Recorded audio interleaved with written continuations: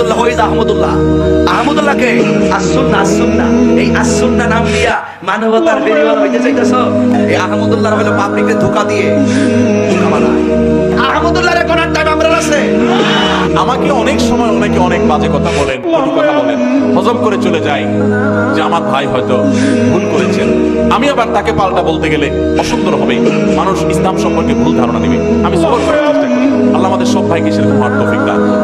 বিড়ালের গলায় ঘন্টা বাজানো, এটা তো আসলে জান্নাত কাজ না। ডক্টর আব্দুল্লাহ জাহাঙ্গীর রহমতুল্লাহ আলাইহি একটা কথা বলতেন, কুষ্টিয়ার প্রফেসর ছিলেন, অনেক বড় আলেম ছিলেন, আপনারা অনেকে ছিলেন।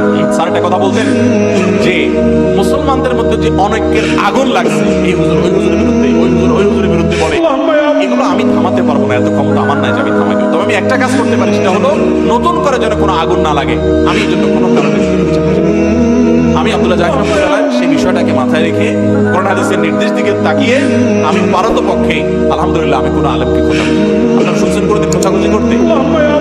আলেমদের মধ্যে যারা মতবিরোধ করে, আরেকজনের পিছে লাগালাই করে, পাবলিকের সামনে একজন আরেকজনের বদনামিতে লিপ্ত, তারা জানে না যে তাদের পায়ের তলায় মাটি নাই।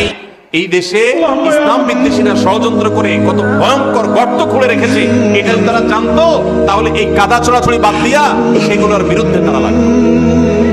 তারা প্রকৃত অবস্থা জানে না। যে কোনো আলেম, যে কোনো ধার্মিক মানুষ, তিনি যদি পরস্পর দ্বন্দ্বে লিপ্ত হন, তাহলে বুঝতে হবে যে বড় বড় চ্যালেঞ্জগুলো সম্পর্কে তিনি জানেন না, সেজন্য তিনি এই ছোটখাটো বিষয়গুলো নিয়ে পড়ে আসেন। আমরা নিজেদের পিছনে লেগে আছি, শয়তান আমাদেরকে একজনের পিছনে আরেকজনকে লাগাই দিছি। আপনারা সাধারণ মানুষ, আপনাদেরকে আমি একটা অনুরোধ করতে চাই, সেটা হলো হুজুররা যদি নিজেরা লাগালাগি করে, আল্লাহর হস্তে আপনারা ওই লাগালাগি করেন না, হুজুরদেরকে আপনারা অন্তত বয়কট করবেন। যে আমরা এই সমস্ত খোঁচাখুচি করা মানুষগুলোর সাথে নাই। এবং অনেক সাধারণ মানুষ আছে, এক হুজুরের ভক্ত হয়ে আরেক হুজুরের 14 গোষ্ঠী উদ্ধার করে, আছে না নাই?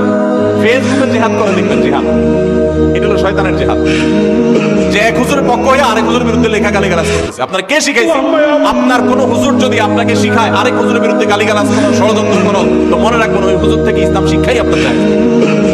আপনি দিন শিখবেন সেই মানুষের কাছ থেকে, যে মানুষটা অন্য মানুষকে ভালোবাসতে শেখায়। কার ভুল হতে পারে, সুন্দরভাবে পারলে বোঝান, নাহলে চুপ থাকেন।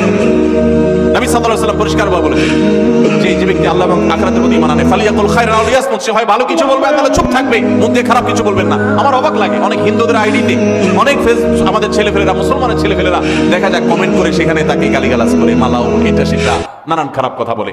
আমাদের সাহাবীদেরকে আপনি দেখাতে পারবেন যে তারা কোনো অমুসলিমকে গালিগালাজ করতেন? অন্য ধর্মের মানুষের প্রতি সুন্দর আচরণ করবে, সে ইসলামের সৌন্দর্য বুঝতে পারবে। আল্লাহ তো আমাদেরকে হেদায়েত দান।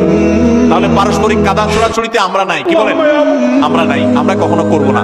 এতে যা হয় হোক, দলাদলিতে আমরা নাই। আব্দুল্লাহ জাহাঙ্গীর রহমতুল্লাহ একটা সুন্দর কথা বলতেন, স্যার বলতেন, শুনেন, আমরা হুজুরা গন্ডগোল করবো, এগুলো আমাদের স্বার্থের ব্যাপার। আপনি অযথা আমাদের পিছনে আইসা আমাদের স্বার্থ উদ্ধারের আপনি উসিলা হলেন, মাধ্যম হলেন, আপনার কি লাভ হলো? আপনার আমলটা কেন বরবাদ করলেন? আপনি আমার জন্য আরেকজনকে গালিগালাজ করেন। এই জন্য কোন হুজুরের ভক্তি করতে গিয়া আরেক হুজুরের শত্রু হতে যাবেন, আরেক হুজুরের গালিগালাজ করতে যাবেন, এবং মুসলমানদের পরস্পর একদল আরেক দলের গোষ্ঠী উদ্ধার করলেন, উনি একপন্থী, উনি আরেকপন্থী। ভাই, আপনারটা আপনি প্রচার করেন, আরেকজনকে গালিগালাজ করবেন না।